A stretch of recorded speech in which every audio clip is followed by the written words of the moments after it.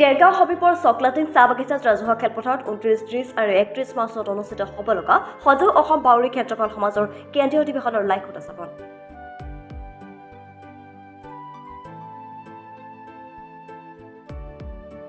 অসমৰ সামাজিক জীৱনৰ এক অপৰিহাৰ্য অংগ হিচাপে চিহ্নিত চাহ জনগোষ্ঠীৰ লোকসকল। অসমৰ কলা সাংস্কৃতিক আপোন কৰি এইসকল লোক এতিয়া একাত্ম হৈ পৰিল অসমীয়া সামাজিক ব্যৱস্থাৰ সৈতে। তেনে এক চাহ জনগোষ্ঠী হ'ল বাউৰী সমাজ।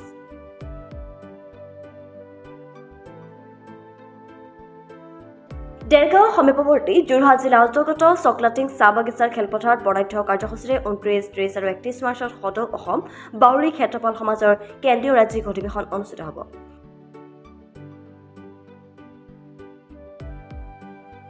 এই উপলক্ষে খেলপথাৰত প্ৰাংগণত অধিৱেশনৰ লাইভ স্থাপনৰ কাৰ্যসূচী মাংগলিক নিয়মেৰে সম্পন্ন হয়। বাউৰী সমাজৰ ইতিবৃত্তি কলা সংস্কৃতি সুৰক্ষাৰ স্বাৰ্থত এই কেন্দ্ৰীয় ৰাজ্যিক অধিৱেশন অনুষ্ঠিত হ'ব। লাইখুটা স্থাপনৰ পাছতেই বাউৰী সমাজৰ গীত নৃত্যকে ধৰি বিভিন্ন সাংস্কৃতিক কাৰ্যসূচী ৰূপায়ণ কৰি আপ্লুত কৰে উপস্থিত ৰাইজ। এই লাইখুটাৰ স্থাপন কৰাৰ চকলাটিং বাউৰী সমাজ আৰু অসম ভিত্তিত যিটো আজি অধিৱেশন পাতিছে তাৰ কাৰণে আমি সমূহ বাউৰী সমাজৰ বিষয়ববীয়াসকলক ধন্যবাদ জনাইছোঁ।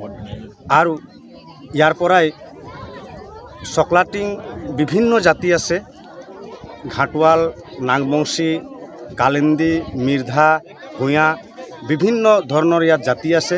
আৰু এই জাতিটো আজি চাহ জনজাতি যে এক জাগৃত হ'ব লাগে, ইয়াৰ পৰাই সঁচাকৈ আজি জাগৃত হ'ব। ময়ো এজন মিৰ্ধা সমাজৰ পৰা আহিছোঁ আৰু পশ্চিম যোৰহাট আঞ্চলিক শাখাৰ মই জাতীয় মহাসভাৰ সম্পাদক হিচাপে মই আজি গৌৰৱান্বিত কৰিছোঁ যে বাউৰী সমাজে আজি এই প্ৰচেষ্টাটো লৈ আমাৰ বাকী জাতিসকলক এটা উন্নতৰ দিশ দেখাইছে। আৰু যিটো নেকি আমাৰ জাতিকেইটাই আমাৰ ৰীতি নীতি আদৰ্শ হেৰাই পেলাইছিলে, আৰু ইয়াৰ কাৰণেই এই ৰীতি নীতি আদৰ্শ এই অধিৱেশনৰ পৰাই মুকলি হ'ব। তাৰ কাৰণে মই বাউৰী সমাজক ধন্যবাদ জনাওঁ। আৰু সমূহ জাতিয়েই আজি এই অধিৱেশনত লগ দিব, সহায় কৰিব, আৰ্থিক দিশেই হওক বা শাৰীৰিক দিশেই হওক, প্ৰত্যেকটা দিশতেই আমাৰ প্ৰত্যেকটা জাতি এই অধিৱেশনটোত লগ দি সহায় কৰিব। আৰু এই বাউৰী সমাজৰ যিটো অধিৱেশন আমি অসমত এটা গৌৰৱ উজ্বলাবৰ কাৰণে আমি এটা চেষ্টা কৰিছোঁ। আমি এখন সদৌ অসম বাউৰী ক্ষেত্ৰপাল সমাজৰ কেন্দ্ৰীয় অধিৱেশন পাতিবলৈ লৈছোঁ। আৰু ইয়াৰ মানে লক্ষ্য বা উদ্দেশ্য হৈছে যে আমাৰ যিটো বাউৰী সমাজ, এই সমাজখন যিখিনি আমাৰ মানে অন্ধবিশ্বাসৰ বলি হৈ থাকে বা কিছুমান দিশাত ক্ষেত্ৰত যথেষ্ট অসুবিধা পায়।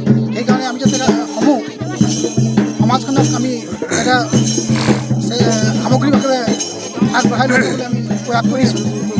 আৰু আগন্তুক অধিৱেশনতে আমাৰ কেন্দ্ৰীয় সমিতিৰ যি অধিৱেশন আজি আমাৰ এখন কেন্দ্ৰীয় সমিতি নতুনকৈ গঠন কৰা হ'ব।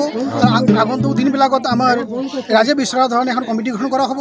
আৰু পৰৱৰ্তী কাৰ্যকালতে আমাৰ এই বাউৰী সমাজখনক এক উন্নত পথত লৈ যাবলৈ মই আশা কৰিছোঁ। দেৰগাঁৱৰ পৰা সত্যজিৎ হাজৰিকাৰ ৰিপৰ্ট, প্ৰাতঃ টাইম ডিজিটেল। শদিয়াৰ পৰা ধুবুৰীলৈ, বৰাকৰ পৰা ব্ৰহ্মপুত্ৰলৈ সকলোৰে মাজত চিনাকি এটা নাম প্ৰাতঃ টাইম। থলুৱা ভাষা, কৃষ্টি আৰু সত্য বাতৰিৰ আধাৰত প্ৰতিষ্ঠিত খবৰ প্ৰাতঃ টাইমৰ প্ৰতিটো বা বাতৰি পুংখানুপুংখভাৱে চাবলৈ Facebook, YouTube, website, Twitter, Instagram আৰু ব্লগাৰ পেজত লাইক আৰু ফ'ল' কৰক।